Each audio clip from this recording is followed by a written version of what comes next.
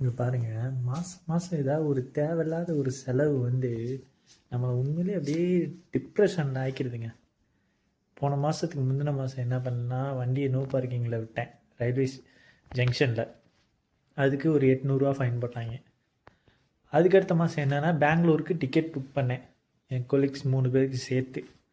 அது என்னென்னா, மார்னிங் பதிலாக ஈவினிங் புக் பண்ணிட்டேன். அந்த டிக்கெட் கேன்சலு, அதுக்கு ரீஃபண்ட் வரல, அது ஒரு 800 ரூபா. அதுக்கப்புறம் பார்த்தீங்கன்னா, இப்போ இந்த மாதம் இந்த மோட்டோ எட்ஜி 60 ப்ரோ வாங்கியிருந்தேன். அதுக்கு ஒரிஜினல் சார்ஜருங்க, ட்ரெயினில் வர்றப்பே மிஸ் பண்ணிட்டேன். இங்கே பாருங்கள், 2500 கொடுத்து வாங்கியிருக்கேன் புதுசு. அதுக்கப்புறம் இந்த மொபைலோட பேக்கு லென்ஸு போச்சு, கேமரா லென்ஸு கீழே விழுந்து உடஞ்சி போச்சு.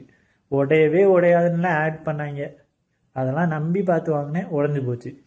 இதுக்கு பார்த்தீங்கன்னா பேக் பேனலோடு தான் மாற்றணுமா. அதுக்கு பார்த்தீங்கன்னா எவ்வளோ ஆகுன்னு பார்த்தீங்கன்னா 2000 ஆகுமா. ஐயோ, ரொம்ப டிப்ரெஷனாக இருக்குங்க. மாதம் மாதம் ஏதாவது தேவையில்லாத செலவு வந்துகிட்டே இருக்குது. எனக்கு மட்டும்தான் இப்படி நடக்குதா, இல்லை மற்றவங்களுக்கு எல்லாருக்கும் நடக்குதான்னு தெரியலை. இந்த வீடியோ பார்க்குற உங்களுக்கு இது மாதிரி நடந்தால் கீழே கமெண்ட் செக்ஷனில் கமெண்ட் பண்ணுங்கள். பார்த்து கொஞ்சம் மனசை ஆற்றிக்கிறேன். சரியா? ஓகே, பாய்.